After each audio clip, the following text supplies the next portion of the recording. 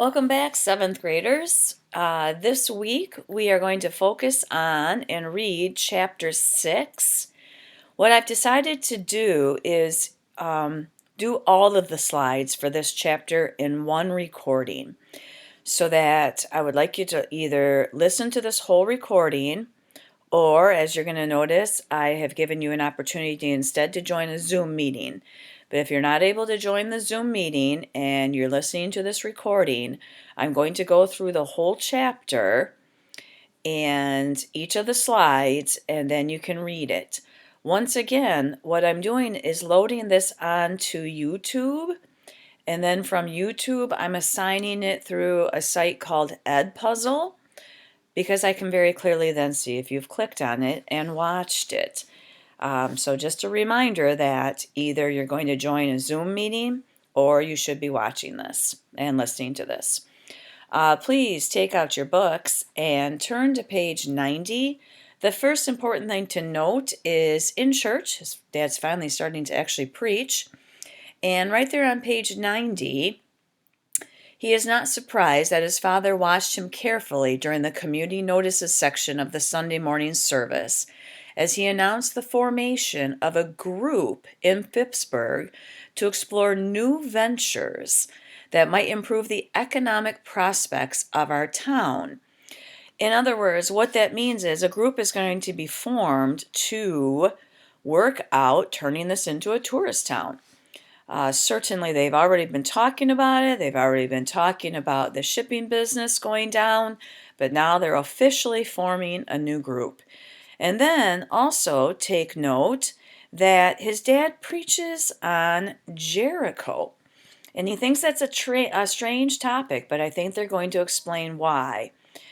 In here we have more allusions also, as you can see on page 90, that the front pew is as hard as Jacob's pillow. You might recall that was a rock, and I'm sure that's what it feels like for Turner inside of the church. Page 90 to 92, he talks about the whole sermon and why God destroyed Jericho is, of course, because they were wicked. So why do you think that Reverend Buckminster is preaching about that now? And do you think he did so under any pressure?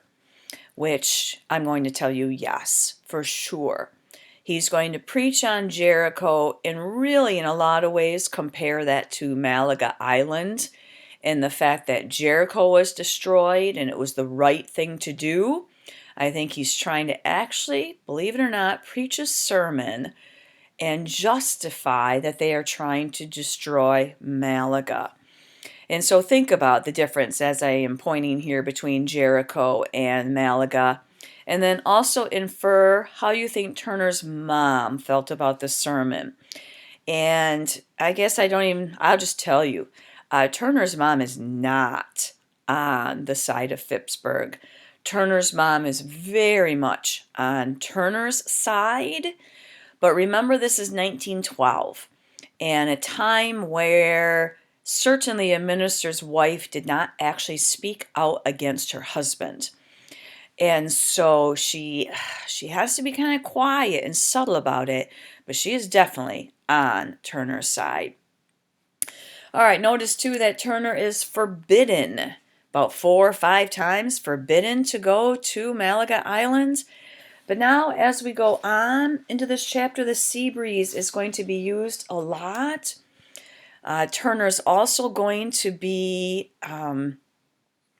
playing the organ for Mrs. Cobb, and it's a pump organ, which is what I have pictured there, meaning he needs to keep kind of pumping some pedals for it to get air for the sound to go through it. The other important thing is to always remember that the sea breeze is being used as a person. It's going to encourage him to do things that are wrong. It's going to encourage him to leave his house. It's going to encourage him to go down to the seashore. So again, very, very much think of it as a person encouraging him to do things. Mrs. Cobb's last words, again, are very, very important to her. She wants them written down if she dies while Turner is over there. So she has a piece of paper and a pencil ready for him to write down her last words. Of course, I would not be making a big deal of this if it wasn't a big deal. She's not going to die yet, though, I will tell you that. Next, Lillian, the normal organist, plays the church organ like a dirge. That's a funeral. It's like a very slow and somber. And I actually had here 2 links to some of the songs that are mentioned in the chapter. Feel free to look some of those up. I would like you to now turn to page 97. Yikes, Reverend Buckminster. And again, he does another conversation with Mrs. Hurd, which I hope you find interesting. Bottom of page 97. You see, Turner the Third, you're as wicked as I am. You hardly have to practice at all. He was almost whistling when Turner climbed the steps to his front porch. He was whistling for sure when he opened the door and went in. But he wasn't whistling when he saw his father, who took 2 quick strides toward him, opened his hand, and slapped it flat and hard against Turner's face. That's how it feels, said his father. That's how it feels every time you humiliate me. Do you know what forbidden means, Turner? Do you understand the word forbidden?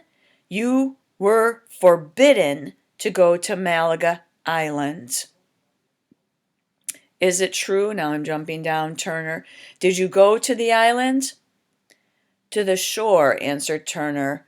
I couldn't get across to the island. You disobeyed me. May I ask why? And Turner answers and says, because I wanted to know if it was true. If what was true? If Lizzie was lying to me. And here's a very important passage. Reverend Buckminster sighed, and this is one of your questions too, by the way. It doesn't matter if it's true. It matters what people think. It matters that my congregation can tell me what to think when my son goes out to visit a Negro girl on Malaga Island. It doesn't matter at all how she got you out there. It matters to me, Turner whispered.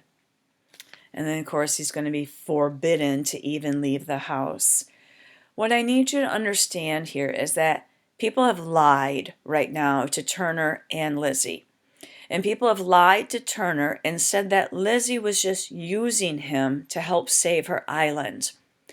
And lies have gotten back to Lizzie, stating that Turner had only been dared, so like on a dare, to talk to her, not because he really wanted to. So what Turner is trying to figure out is that true? Is Lizzie just using him to save the island? And Lizzie, later on in the chapter, is going to try to find out if it's true that Turner only talked to her on a dare from Willis. And I hope you guys understand that neither are true. That Turner and Lizzie are friends because they want to be friends. And that Lizzie did not lie to him. She's not using him. And Turner, as we well know, did not talk to Lizzie on a dare. All right, the next part of the chapter, that's when this is going to be confirmed. Lizzie's going to sneak over to the house.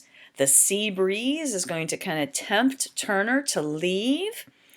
And here she's going to say that Mr. Tripp, we've met the little kids previously, is waving a shotgun around like Ulysses S. Grant, ready to declare independence. Ulysses S. Grant was the Union general in the Civil War. That's from the North.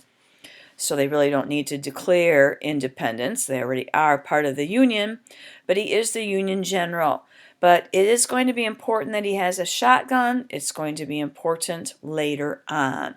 Little bit of foreshadowing there. The fact that he has a gun. And at the end of the chapter, oh, please read this carefully. Turner invites Lizzie to Mrs. Cobb's house to hear him play the organ. And there's, of course, a time in there where he talks to Mrs. Hurd about the organ playing as well. And if you're hopefully listening to this prior to reading, Lizzie is going to go to Mrs. Cobb's house. It'll be the last line in the chapter. "Who is that?" called out Mrs. Cobb, turning in her chair as they came into the room. "Mrs. Cobb, this is—" "Oh, my sweet Jesus," said Mrs. Cobb, "a Negro girl standing in my house." Lizzie actually goes into Phippsburg, knocks on the door of Mrs. Cobb's house, and Turner lets her in. And that's where the chapter is going to end. And we will proceed from there.